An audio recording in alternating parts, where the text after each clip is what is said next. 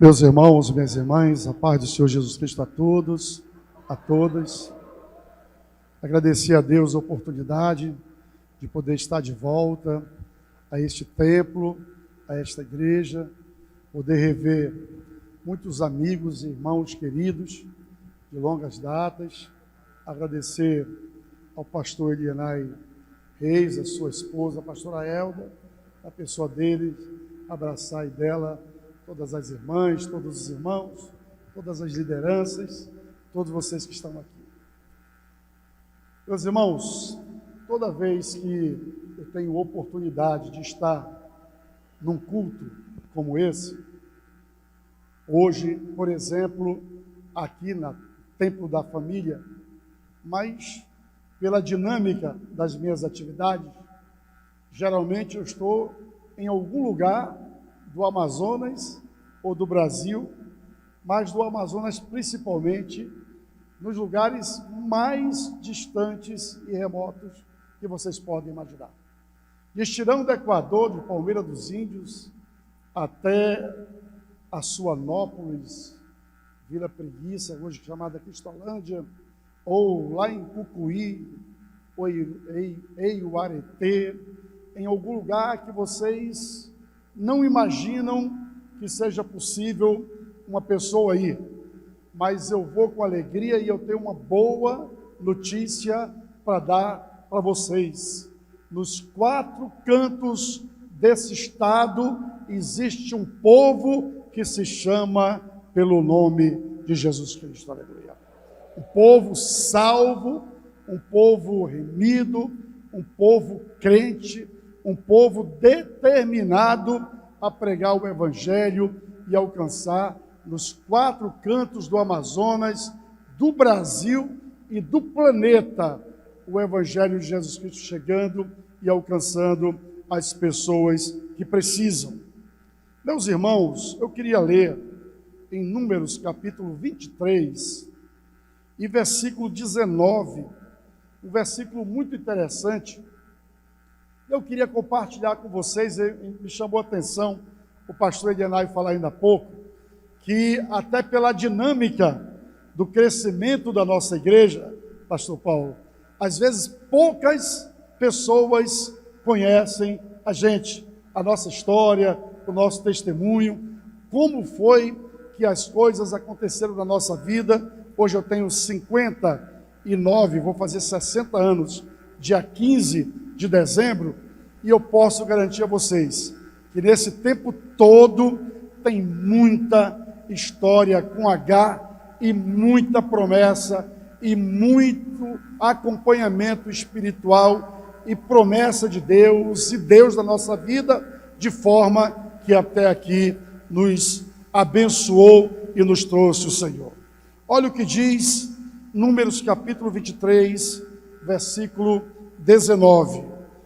Deus não é o homem para que minta, nem o filho de homem para que se arrependa.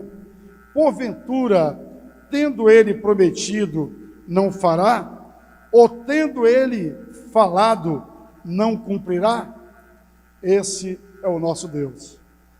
Como ainda há pouco estava falando o pastor Elienay, eu sou neto de um pastor da Assembleia de Deus chamado Luiz Firmindo Câmara. E sou filho de um pastor da nossa igreja chamado Severo Câmara. E eu tenho um filho, Elienay Câmara, que também é pastor da nossa igreja, da Igreja Assembleia de Deus. Uma história aí de 4 gerações de nossa família. Como vocês sabem, sou também irmão do pastor Samuel, do pastor Jonatas, do pastor Dan, e muita gente pode imaginar que a nossa vocação eclesiástica pode ter a ver com uma herança genealógica, de família, ou de passagem apenas formal, de pai para filho, de irmão para irmão, mas não é assim que as coisas aconteceram, meus irmãos. Eu sou acriano, toda a nossa família, a maioria é acriana, só a minha irmã caçula, Eliabe, que é amazonense, e meu pai era do Rio Grande do Norte, minha mãe paraibana. Imagine vocês que o meu avô, lá atrás, em 1900 e alguma coisa, 43, 42, ele foi trazido do Rio Grande do Norte para o estado do Acre, recém-convertido. E meu pai, falecido hoje, já dorme no Senhor, chegou no Acre com apenas 14 anos de idade. Recém-convertido, como eu falei, lá começaram a conviver como soldado da borracha, o meu pai como servidor naquela época, 14 anos de idade, do governo federal, servindo a Deus, anunciando o Evangelho. Meu avô enfermeiro tinha uma ferramenta poderosa de evangelização, que era a sua profissão. O meu pai estudando, seguindo o meu avô, até que, lá por volta de 1960, alguma coisa, foi o meu avô, um dos fundadores da Assembleia de Deus em Rio Branco, no estado do Acre, já que o Evangelho no Acre não começou por Rio Branco, até porque naquele tempo a capital era Cruzeiro do Sul. Então vinha descendo de Cruzeiro do Sul, que é onde o pastor Samuel nasceu, aliás, aonde ele nasceu lá atrás. Inclusive, sempre que eu passo pela frente, digo, aqui tem um umbigo do pastor Samuel enterrado, porque naquele tempo as pessoas nasciam por mão de parteiras, né? E lá no terreno onde o pastor Samuel nasceu, irmãos, nós adquirimos, e hoje está plantado naquele mesmo lugar uma torre de 75 metros, e no topo daquela torre tem o nome de Jesus Cristo, aceso bem alto, e é aquele lugar hoje a sede da rede Boas Novas de comunicação, de rádio e televisão. E dali, daquele lugar mais alto daquela cidade, toda aquela região ouve por essa ferramenta revolucionária, que é os meios de comunicação de massa, que foram no Amazonas e no Brasil, no segmento pentecostal, uma iniciativa do pastor Samuel, que Jesus Cristo salva, Jesus Cristo cura, Jesus Cristo batiza com o Espírito Santo, e Jesus Cristo vai buscar um povo salvo para morar com ele lá na glória. Então imagine, irmãos, que meu pai veio do Acre, foi para o município de Lábrea, no Amazonas, foi o primeiro ponto aonde ele aportou. Ele era fiscal da antiga Receita Federal e tinha um problema na coletoria de Lábrea, que quando recebia naquele tempo, a economia era forte por causa da borracha. Então, quando vinha a borracha do Acre e parava em Lábrea, estava tendo uma dificuldade do encontro de contas entre o estado do Acre, na época território do Acre, e o estado do Amazonas. E o meu pai foi designado para aquele município, como era conhecido como honesto, um homem duro, o nome já diz, né? Severo Câmara, e ele foi designado para ser coletor do município de Lábrea. E ali ele recebia tudo que gerava a economia do Acre nas mãos dele e internalizava para o Amazonas, e ficou bastante tempo até que a economia, baseada no ciclo da borracha, faliu, e deu-se oportunidade para que ele escolhesse se ele queria vir para o Amazonas ou se ele queria voltar para o Acre. E ele optou por vir para Manaus na representação, e aqui nós chegamos, eu com 3 anos de idade, ali na rua Duque de Caxias, próximo do nosso templo central, a uns 200 metros, e ali ficamos um bom tempo, irmãos. Meu pai ganhava um bom salário, não era o suficiente para sustentar a família. Nós éramos 11 pessoas, porque só filhos nós éramos 6, mais o meu pai e a minha mãe, 8, mais meu avô que morava conosco, 9, mais irmãos que o papai tinha, ainda pequenos, porque meu avô tinha ficado viúvo, que moravam conosco, 11 pessoas. E o meu pai trabalhava na repartição pública, e depois ele saía, pegava o táxi, ia trabalhar até a hora do culto, e depois ia para o culto, às vezes depois do culto também ia dirigir o táxi, para poder sustentar a nossa família. O pastor Elianai falou algo, irmãos, muito tremendo. E meu pai sempre procurando um jeito de sustentar a família, com criatividade, até que começou a ser construída a BR-319, E aí ele comprou um caminhão e uma caçamba e alugou para Andrade Gutierrez, que era a construtora que estava construindo. E lá ele pegou uma malária de 3 cruzes, aquela mais forte que existia na época, com apenas 40 anos de idade. E teve uma febre tão violenta, que estourou no cérebro dele uma veia e se tornou um coágulo de sangue do tamanho de um limão. E o médico teve, então, que induzi-lo numa UTI aqui, na Joaquim Nabuco, para cá ou para cá? Para cá, Beneficência Portuguesa. E ele ficou lá 7 meses, sem poder se movimentar, induzido na UTI, até que o médico chamou minha mãe, depois que já tinha consumido tudo que a gente tinha, porque a UTI era particular, então tinha que ser pago de 7 em 7 dias o dinheiro que estava onde estava o meu pai na UTI. E o médico chamou a minha mãe, semi-analfabeta, uma baixinha, neguinha, Terezinha, e disse para ela: olhe, dona Terezinha, está ficando difícil vocês pagarem, e está ficando complicado, quer um conselho?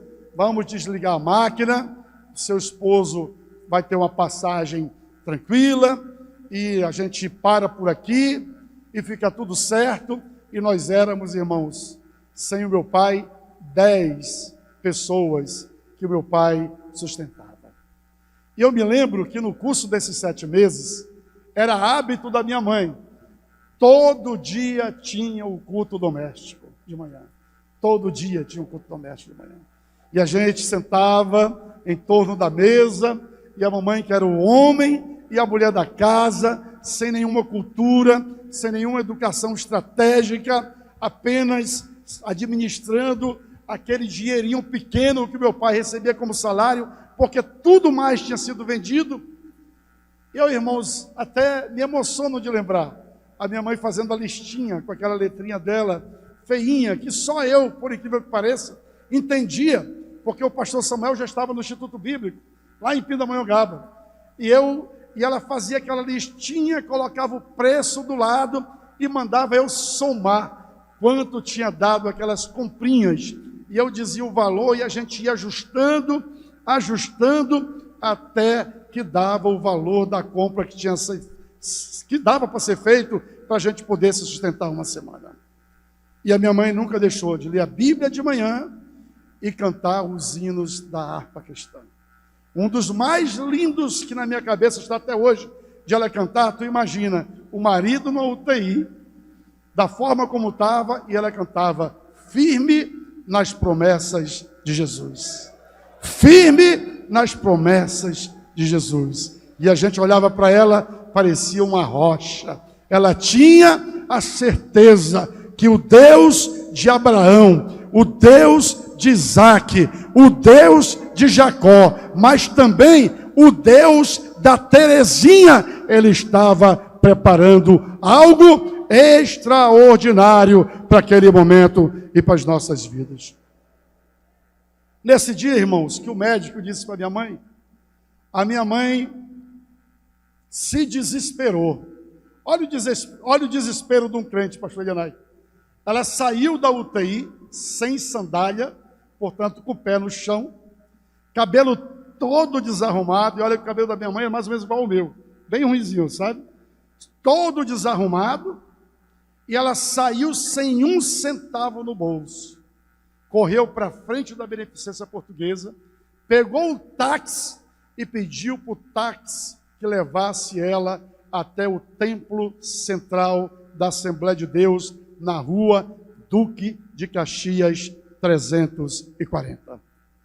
E o táxi ficou na porta, ela adentrou a igreja e se jogou no altar. E orou forte e cheia de fé por um milagre de Deus. Em algum momento, irmãos, olha o que é a sabedoria de uma pessoa, não interessa a cultura dela. Uma pessoa, quando ela tem Deus no coração, quando ela tem fé, quando ela tem certeza da sua salvação e ela acredita que Deus pode fazer o milagre, ela se torna, ou ele se torna, um gigante no entendimento do que é melhor para que Deus entenda a sua necessidade. Essa é uma grande verdade. Olha o que a Terezinha, de 1,43 m, semi-analfabeta, engenhou na sua cabeça de fé para conversar com Deus. Ela orou e disse: Deus, o médico está dizendo que não tem jeito para o meu marido. Eu estou entendendo que o Senhor quer um homem, que o Senhor está querendo levar um homem. Então vamos fazer um negócio. Na minha casa eu tenho 4 homens. Eu tenho 4 homens. São 4 filhos que eu tenho. Pois eu troco os meus 4 filhos pela devolução do meu marido. Porque eu preciso criá-los e eu preciso dele para que eu possa criá-los. Portanto, me devolve meu marido. E eu tenho um compromisso contigo de criar todo mundo pequenininho. Como o pastor Guenai acabou de dizer, parece que eu estava ouvindo minha mãe quando ele disse para os pais aqui: olha, eu estou vendo médico, estou vendo advogado, eu estou vendo juiz, eu estou vendo aqui pastor, estou vendo missionário. Aí ele pegou e amarrou tudo, dizendo: depende de vocês. Se vocês ensinarem no caminho a criança como ela deve se comportar e andar, não se preocupe, faça uma parte de vocês, porque Deus vai fazer a parte dele. E vocês sabem que é assim que acontece mesmo. Sim ou não, irmãos? Amém ou não amém? Pois preste atenção, irmãos. Esse foi o trato da minha mãe com Deus. E contava ela, hoje dorme no Senhor, saiu aliviada, sem dinheiro, mas sabia que tinha feito, olha aqui, irmãos, ela sabia que tinha feito negócio, no bom sentido, com um Deus que não falha. Com um Deus que não falha jamais. Muitas vezes na nossa vida, nós temos promessas de Deus. Quem aqui tem promessa de Deus? Só quem tem promessa de Deus, levanta o braço aí.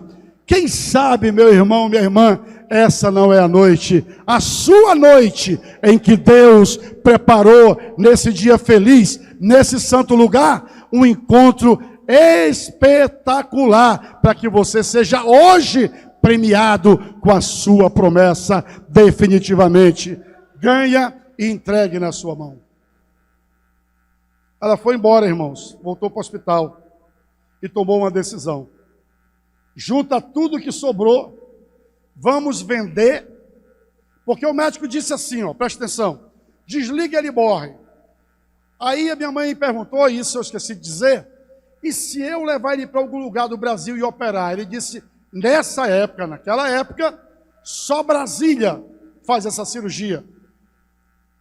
Uma cirurgia neurológica que tinha que abrir, naquele tempo, tinha que abrir a cabeça, cortar o osso do crânio. Então tu imagina o perigo disso, com um coágulo de sangue encostado na caixa craniana, um neurologista fazer isso. Era de fato um grande desafio. Mas após conversar com Deus e entender que Deus tinha recebido o seu desafio de fé e entendido a sua necessidade, Deus cuidaria da nossa família, do nosso pai, e o resultado seria uma grande vitória para o nome do Senhor Jesus Cristo. Pois ela juntou tudo, vendeu, comprou 11 passagens e neutralizou uma parte do avião toda, colocou meu pai ali dentro em oração, levou para Brasília. Em Brasília, os médicos receberam meu pai, ela em oração, fizeram a cirurgia que demorou 11 horas e meia a cirurgia. E no final o médico falou e disse: Dona Terezinha, cirurgia foi um sucesso. Mais de 1.000 pessoas que fazem essa cirurgia, apenas uma tem chance de viver normal. Portanto, se prepare, porque daqui a uma semana, 8 dias, nós diremos qual vai ser o diagnóstico do seu esposo, Severo Câmara. E passou um dia, ela confiou. Passou 2 dias, ela confiou. Passou 3 dias, ela confiou. E orou. E no 8º dia, o médico disse: o seu Severo está completamente restabelecido e ele não terá nenhuma sequela. Nenhuma sequela. Exceto, olha que coisa, irmãos. Meu pai dizia que aquilo era a marca que ele tinha, como o Jacó, né? Tocou na perna de Jacó, ele ficou, o anjo tocou, né?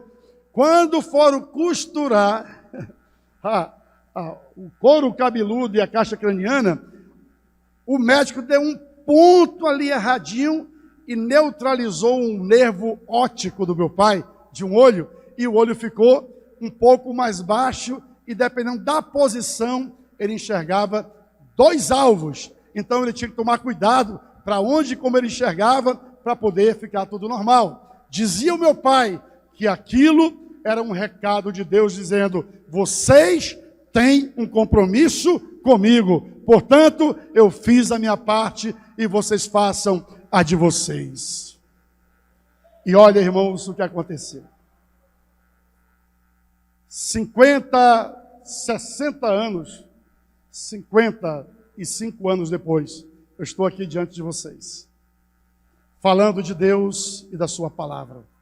Pastor Jonatas, pastor da igreja, pastor Samuel, pastor em Belém do Pará, pastor Dão Caçula, pastor e coronel e comandante da Câmara, e todos nós, irmãos, estamos aqui servindo e glorificando o nome do Senhor Jesus Cristo.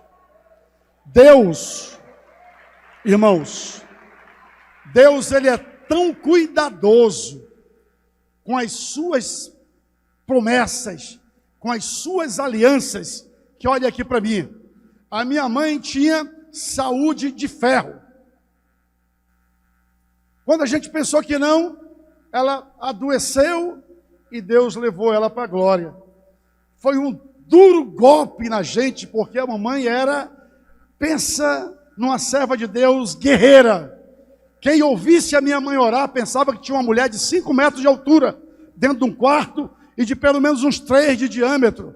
Ela era pequenininha, mas pensa numa mulher que sabia usar as palavras e a forma para falar com Deus. E eu fiquei pensando, pastor Yanai, como é que pode uma mulher saudável, uma mulher que é o esteio da família, não tinha nenhum problema de saúde, como é que Deus leva justamente a minha mãe? 6 meses depois, ainda muito abatido, eu comecei a entender que Deus estava dizendo para todos nós que era impossível que a mamãe tivesse mais vida do que o papai. Afinal de contas, ele tinha prometido vida longa para o papai. E se Deus o livre acontecesse alguma coisa de ele partir primeiro, Deus estaria falhando com o compromisso com ela. Portanto, tomou ela primeiro, para que ele pudesse ir em paz, e quando Deus recebesse a minha mãe, e creio que recebeu, ele pudesse olhar: Terezinha, nada do que eu te prometi ficou pendurado no prego. Eu cumpri todas as minhas promessas para você, diante da sua fé, da sua segurança de poder fazer aquilo que você precisava para proteger a sua família e a sua casa. Deus não é o homem para que minta, nem o filho do homem para que se arrependa. A lição é clara, irmãos. Deus jamais se arrependerá do que Ele tem combinado com você, do que Ele tem preparado para você. Ele não se arrependerá. E a chance de não acontecer é 0, porque Ele é Deus. Ele é Deus. Quem aqui crê nessa palavra? Quem aqui acredita nessa palavra? Eu acredito, irmãos. Olha aqui para mim, como se não bastasse eu ter vivido toda essa experiência, eu também vivi na minha casa e na minha família várias experiências que me diziam claramente: Silas, esse é o Deus que nada vai deixar faltar a você. Como diz o Salmo 23, Senhor é meu pastor e nada me faltará. Acredite, nada lhe faltará. Mesmo quando você imagina que algo está faltando, acredite, Deus está trabalhando algo extraordinário na sua vida, para que você entenda que Ele é Deus e que Ele cuida de você nos mínimos detalhes. Olha a minha vida, irmãos. Ali atrás do Templo Central, lá na Duque de Caxias 340, pastor Edenai conheceu muito bem, nós tínhamos um templo que era o templo onde acontecia o culto infantil. Lembra, né? E lá nós íamos. Eu fui batizado com o Espírito Santo ali com 9 anos de idade. E depois de batizado com o Espírito Santo, com 9 anos de idade, a gente sai, né, pilotando, né? Sai pulando e dando cangapé. Eu queria muito ser batizado nas águas. Vou contar um pouquinho agora da minha vida. E aí o pastor Alcebiades, no primeiro culto de segunda-feira, eu há uma semana batizado com o Espírito Santo, ele pergunta: quem quer ser batizado nas águas? Eu corri lá para frente. Só que quando eu cheguei na frente, eu me apercebi que só estava eu e uma irmã já de idade. Eu achei aquilo estranho. Eu fiquei ali, e aí o pastor Alcebiades olhou, perguntou: querem se batizar nas águas? Queremos. Aí ele começou, acho até por misericórdia a mim, né? Disse: meus irmãos, quem conhece essa irmã aqui? Aí uma ruma de gente levantou o braço. Aí ele: tá bom, meu, baixa o braço. Meus irmãos, quem dá testemunho por ela, para ela poder se batizar? Agora tu imagina a minha situação. Não combinei com a mamãe, não combinei com o papai, não combinei com ninguém, e estava ali na frente, sozinho, cheio de fé e de vontade de ser batizado nas águas. Lá vem a minha mãezinha entrando, e quando me viu, foi a Terezinha que levantou a mão e deu testemunho, e eu fui batizado nas águas com quase 10 anos de idade. Com 13 anos de idade, vocês vão entender por que eu li Números 23, 19. Dentro do culto das crianças, Deus usou uma irmã em profecia. E essa irmã foi até mim, e Deus usou ela de forma muito especial, e me fez uma promessa. Olha aqui, irmãos, me fez uma promessa, olha para mim. Deus usou aquela irmã e disse: eu vou te colocar em um lugar especial. Passou um tempo, mais ou menos com 17 anos, eu vou a Campo Grande visitar o pastor Jonatas, que era pastor em Campo Grande, lá no Rio de Janeiro. Fui lá visitando ele, culto de oração. Uma irmã é tomada por Deus. E foi lá onde eu estava e disse: eu não esqueci, eu vou te colocar num lugar especial. Nesse tempo, irmãos, eu andei por muitos lugares. Fui servidor de carreira do Banco do Estado do Acre, trabalhei em Cacoal como agente financeiro do antigo território de Rondônia.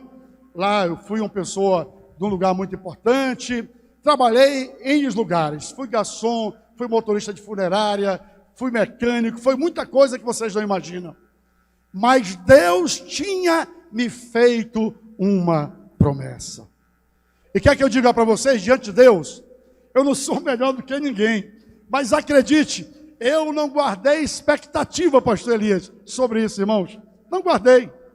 Sabe aquela coisa da ansiedade? Sabe, sim ou não? Quem sabe o que é ansiedade aqui? Sabe o que é ansiedade? Que você às vezes se precipita por conta de querer tomar conta da sua vida, como se você fosse Deus e Deus fosse você. Mas Deus cuidou tão bem de mim, irmãos, que eu não tive em nenhum momento ansiedade. E lá estava eu no Acre, o Banco do Estado do Acre faliu, foi vendido no leilão, e não me restou alternativa. A minha única alternativa era vir para Manaus. de volta com meu pai. Meu pai morava ali no Castelo Branco, na rua número 1, e meu pai vendo a minha situação, eu casado, com 4 filhos, pequeno, mas animado. E aí meu pai me ligou e disse: Silas, vem para cá, vem para Manaus. Aqui você vai ter um emprego, aqui você vai ter um trabalho, aí está muito complicado. E eu resolvi, meus irmãos, vir para Manaus. E eu vim para Manaus e haja sofrimento. Uma expectativa de melhorar, de repente, piorou muito. E eu passei a vender colchão na rua, na cabeça, para sustentar a minha família, a minha esposa, minhas filhas, meus filhos. Mas ao mesmo tempo que eu me dispus a fazer o que era necessário, olha aqui para mim, irmãos, presta atenção no que eu estou dizendo. Eu me dispus a fazer o que era necessário, Deus começou a me abençoar. Deu para entender ou não? Porque a gente às vezes pode estar numa posição que a gente acha que o que a gente pensa que deve ser feito por posição social, pela formação que se tem, pela preparação que se tem, é o caminho para você prosperar. O caminho para prosperar é ser filho do Deus de Abraão, do Deus de Isaac, do Deus de Jacó, ser salvo e remido pela graça de Cristo Jesus, nosso Senhor. Quem aqui é salvo pela graça? Só os que são salvos pela graça. Só os que são salvos pela graça. Salvo. Irmãos, olha que coisa engraçada. Com 1 ano e 6 meses, 18 meses, que eu tinha retornado para o Amazonas, eu estou na casa do meu pai, na rua 1, número 9, num almoço de família, domingo, e o Mário Bastos, com a Rubenita, que todos aqui conhecem, já dorme no Senhor, Rubenita, mas o Mário ainda vive. E eles gostavam muito ali para o lado da Cidade Nova, de fazer vigílias. E uma irmã do Rio de Janeiro veio para participar dessa vigília que eles tinham tido de um sábado para domingo. E aí o Mário sentiu o desejo de passar na casa do meu pai, onde estava reunido toda a família, se preparando para almoçar. E ele encostou o carro, subiu sozinho. E subiu, e todo mundo gosta muito do Mário, deu um abraço nele. Aí, irmão Severo, gostava muito de brincar com meu pai. Eu estou vindo de uma vigília, senti desejo de vir aqui lhe dar um abraço. Quando ele está falando com meu pai, Deus começa a usar a irmã dentro do carro. E quando eu ouvi, irmãos, eu não sei se vocês têm essa experiência com Deus, mas quando eu ouvi a irmã falar línguas estranhas no carro, eu senti que algo ia ser dito a mim naquela manhã por Deus. E eu estava sentado no chão, brincando com a minha caçulinha, com a Gabriela, e lá vem a irmã, lá vem a irmã, lá vem a irmã, lá vem a irmã, e aquela voz parecia estrondar dentro da minha cabeça. Quem já teve essa experiência de receber uma profecia que parece que a voz é a voz de um trovão dentro de você? É, não é? É, não é? Quando Deus quer falar com você, não é assim? Pois eu senti aquilo, irmãos. E a irmã veio. Glória a Deus. Parou na minha frente, eu no chão. E Deus usou aquela irmã e disse: eu não esqueci não, viu? Eu vou te colocar num lugar especial.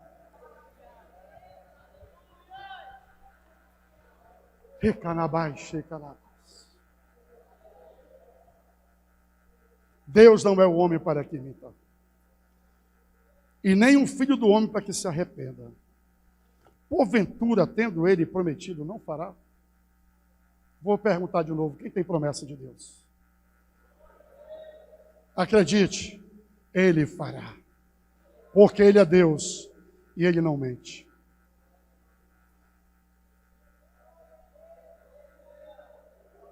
"18 meses depois, eu estava tomando posse como um dos 8 deputados federais do Amazonas e um dos 513 deputados federais do Brasil, numa função dos que fica entre os 1000 homens mais poderosos dessa nação, Arnaldo.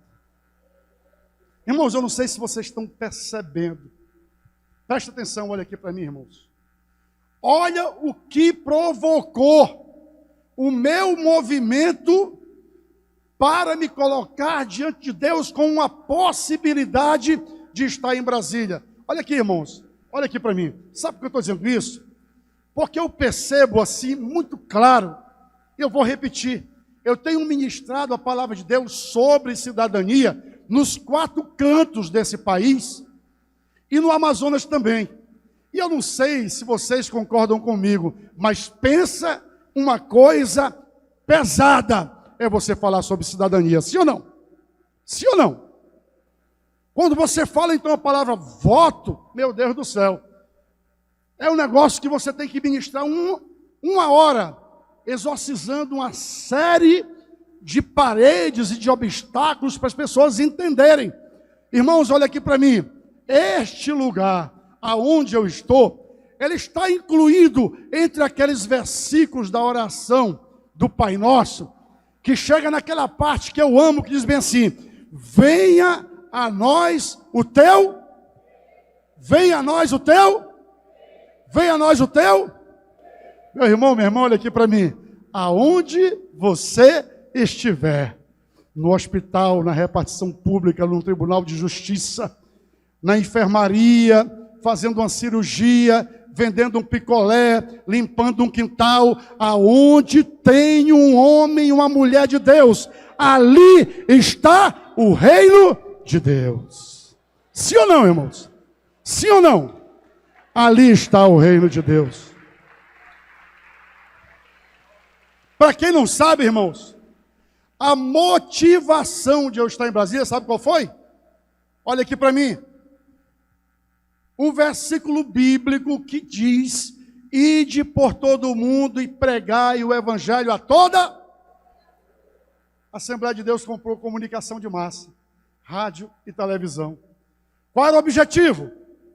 Pregar o evangelho a toda criatura. E foi isso que motivou a Assembleia de Deus a fazer um concílio e escolher por voto, numa prévia, e eu não era só um não, eu era 5. Eram 5 pessoas, e eu fui escolhido. Olha o critério e a estratégia que eu usei para poder ser escolhido.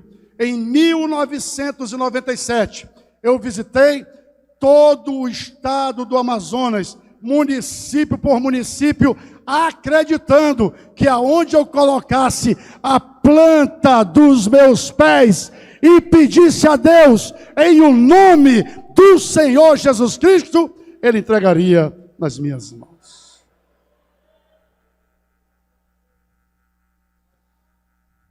E a urna abriu. Numa eleição que o voto era no papel. Sabe qual era a chance de alguém vencer uma eleição quando o voto era no papel, se não fosse do time do rei? Era 0. 0. Agora teve uma coisa, irmãos, que me ajudou. Olha aqui para mim. Todo mundo nos subestimou. Todo mundo ria da gente. Todo mundo dizia: não vão conseguir. Todo mundo dizia: não tem jeito.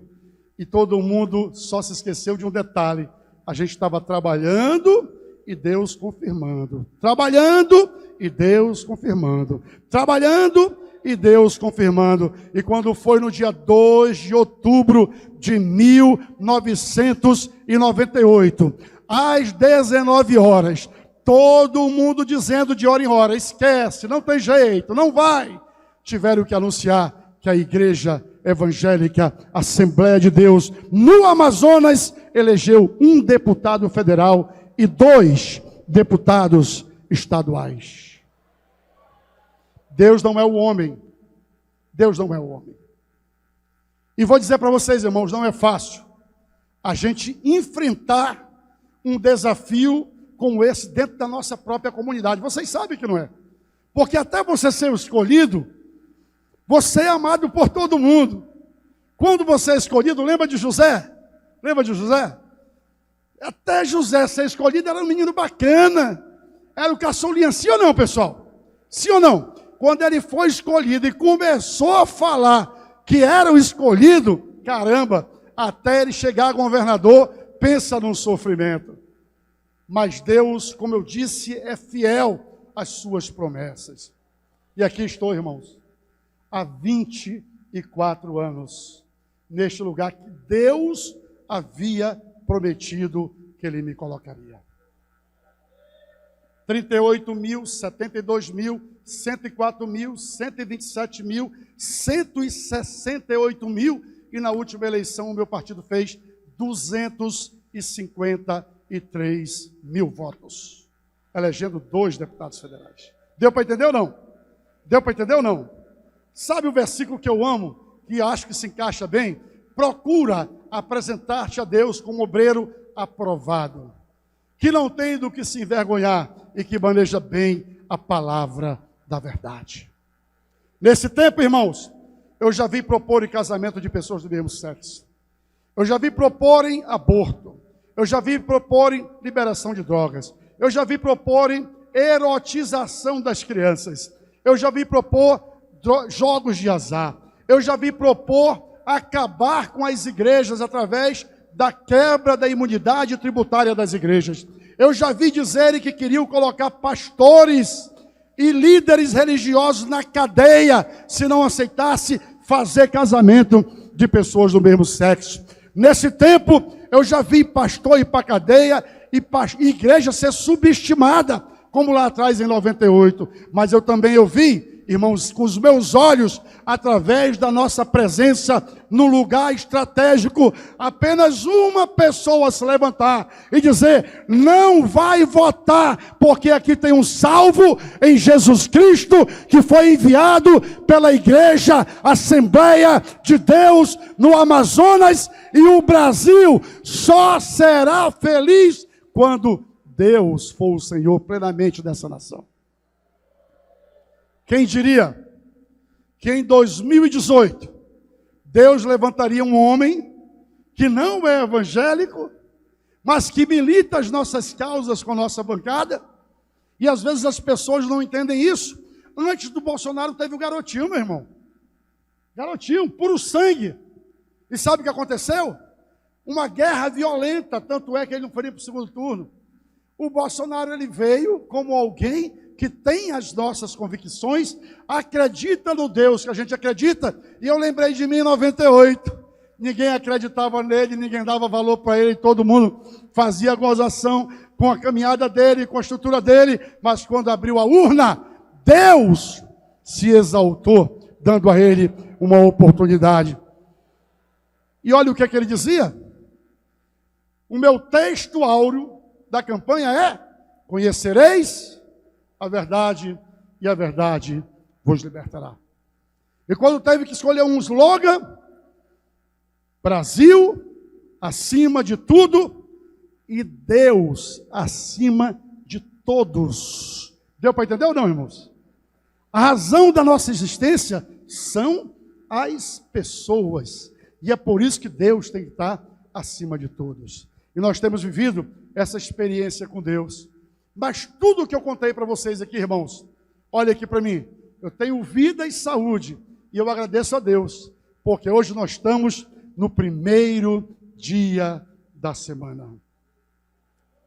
E foi num dia como esse, na madrugada de um dia como esse, quando ninguém acreditava que Jesus Cristo ia ressuscitar, nem mesmo os seus discípulos, nem mesmo as mulheres, que elas desceram ainda de madrugada, e quando chegaram distante, viram uma pedra removida e um homem de branco, portanto um anjo, provocou elas dizendo: por que vocês estão procurando um vivo entre os mortos? Não se esqueça, ele não é o homem para mentir, e ele disse que ressuscitaria, portanto não está aqui, ressuscitou como havia dito, aleluia. Ressuscitou como havia dito. E essa, irmãos, é a motivação da nossa segurança. que Ele vai honrar o que prometeu. Ele vai honrar o que prometeu. Irmãos, isso é tão especial, que imagina vocês que se eu pedisse para vocês ficarem todos em pé aqui, e eu dissesse para todos vocês, que cada um simultaneamente gritasse o seu próprio nome, com toda a força da sua fé, nem assim ele se confundiria, ele saberia quem você é, onde você está, o tipo de voz que você tem, quantos cabelos você tem na sua cabeça, a promessa que Ele lhe fez, e acredite, Ele cumprirá todas as suas promessas na sua vida, porque Ele não é o homem para que minta, e nem o filho do homem para que prometa e não cumpra. Deus abençoe vocês. Muito obrigado.